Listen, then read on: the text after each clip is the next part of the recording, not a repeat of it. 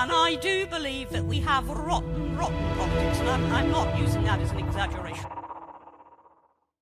Hey everyone and welcome. In this video, we're going to be having a look at world hunger. Now, as you're probably aware, the supply lines have all been broken because they're playing Billy Big Balls with the sanctions on Russia. And as such, most of Europe and most of the world are struggling with food shortages. On top of that, we've got the EU trying to completely dismantle Danish farming to the extent where they're now actually threatening to confiscate farms if they don't reduce their nitrogen production by up to 90%. So effectively making it unviable as a business. Well, it seems that the United Nations have gone one better than that, and they've actually produced an article in the UN Chronicle by an author, George Kent, that I think is abhorrent on so many levels and completely wrong. So I thought we'd have a run through it. The title of the article is called The Benefits, remember that word, Benefits of World Hunger. Now, before we actually get into the article, let's have a listen to who the author is, shall we? George Kent is a professor in the Department of Political Science at the University of Hawaii. He works on, are we ready for all of these? Human rights, international relations, peace, development, and environmental issues, with a special focus on nutrition and children. Not ominous, that at all, is it? So let's get into the article, shall we? We sometimes talk about hunger in the world as if it were a scourge that all of us want to see abolished, viewing it as a comparable with the plague or AIDS. But that naive view prevents us from coming to grips with what causes and sustains hunger. Hunger has great positive value to many people. Not to the people that are hungry though, everyone. Indeed, it is fundamental to the working of the world's economy. Hungry people are the most productive people, especially where there is a need for manual labour. Do these people not understand that to do manual labour, well, this George Kent obviously doesn't understand what manual labour is. To do manual labour, you need energy. To get energy, you need food. It's not rocket science, this, is it, everyone? We in developed countries sometimes see poor people by the roadside holding up signs saying, "We'll work for food." That's people that are starving. Actually, most people work for food. Obviously in a roundabout way, because everybody needs food, you absolute buffoon. It is mainly because people need food to survive. Woo, he's got something right. He's actually figured out a bit of logic.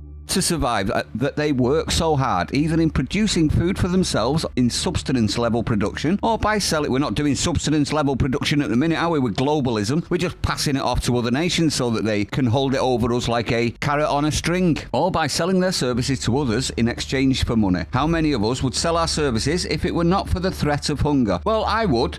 I'm sorry, but this may apply in third world countries where everybody's starving, but in the Western world, will work for food means that you are starving. It means you are getting no help and you are starving to death. It's not got anything to do with I'll work better because I'm hungry. This next part is the interesting one for me. More importantly, how many of us would sell our services so cheaply if it was not for the threat of hunger? When we sell our services cheaply, we enrich others. Here we go with the communism. Those who own factories and machines and the lands, and ultimately own the people who work for them. For those who depend on the availability of cheap labour, hunger is the foundation of their wealth. Now let me just say this. This is a professor that's saying that. So one of the upper echelon, one of the elites of society. So if anyone's benefiting from cheap services and people selling their time, as he put it, it would be him and his ilk. So this is everybody else's fault but me, isn't it, everyone? And it's completely communist, in my honest opinion. The people sell their time on a contract. It's got nothing to do with abuse. It's got everything to do with getting a better deal, in my honest opinion. Now, obviously, mass migration has changed that slightly. It's changed the style of that a little bit more. There is a lot more competition now, and there's thus a lot less work. And we had the EU stripping us of all of our industry, didn't we? Well, he does continue. The conventional thinking of that hunger is caused by low-paying jobs. For example, an